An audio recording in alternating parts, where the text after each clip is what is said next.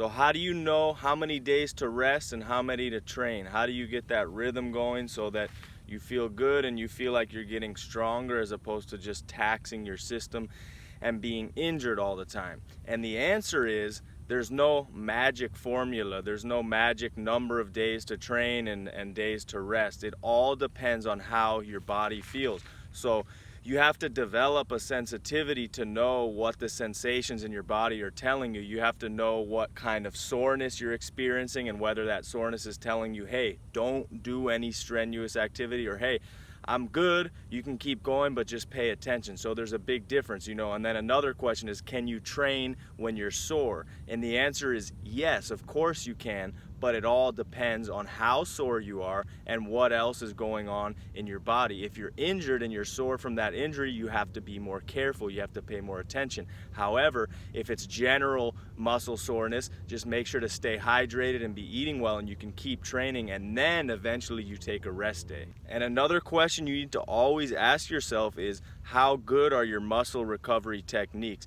Because there's a big difference between someone who just trains and leaves it to chance what happens to them and whether they get injured, and someone who deliberately isolates muscle groups after training and works on them and makes sure that those muscles are healthy and loose and not tight. And there's a great quote by Kelly Slater, and he said, it's only a tight muscle that gets injured. It's so simple but so powerful. It's so true. So again, what methods do you have to recover from strenuous activity? One method that I swear by is trigger point therapy, and more than that, a specific system that I use that involves trigger point therapy.